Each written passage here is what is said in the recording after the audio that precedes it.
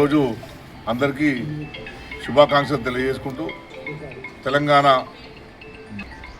వేలాది మంది తమ ప్రాణాలని బలించడం జరిగింది. వాళ్ళందరి త్యాగం వల్లనే తెలంగాణ రాష్ట్రం సిద్ధించడం జరిగింది.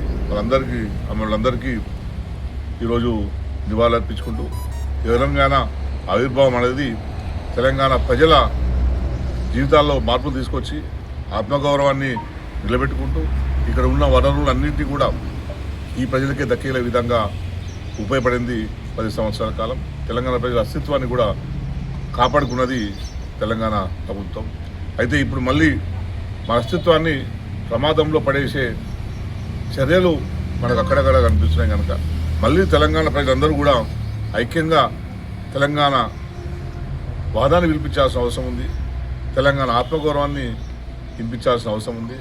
అందుకే ఈరోజు తెలంగాణ ఫార్మేషన్ డే సందర్భంగా మన పార్టీ అధ్యక్షులు కేసీఆర్ గారు మరోసారి తెలంగాణకు మనందరం కూడా పునరాంకితం అవుదాం అంటూ అందరికీ ఈ ఫార్మేషన్ సందర్భంగా ఒక ప్రతిజ్ఞ చేద్దామని చెప్పి అందరికీ సూచనలు ఇవ్వడం జరిగింది. మనందరం కూడా దానికి అనుగుణంగా మనందరం ఇప్పుడున్న తెలంగాణ రేపు ఇంకా ప్రమాదంలోకి పోకుండా ఉండాలంటే మనందరం కూడా మళ్ళీ అప్రమత్తంగా ఉండాల్సిన అవసరం ఉంది. ఆ అప్రమత్తత కోసం మిగతా వాళ్ళందరూ కూడా చైతన్యం చేయడం కోసం ఈ ప్రమాణం చేద్దాం అందరం అని చెప్పి నేను మీ అందరికీ తెలియజేసుకుంటూ ఒకసారి చెప్తాను. మీరు కూడా దాన్ని సంపద మహోజ్వల చరిత్ర కలిగిన పవిత్ర తెలంగాణ నేలపై జన్మించినందుకు నేను ఎంతో గర్విస్తున్నాను.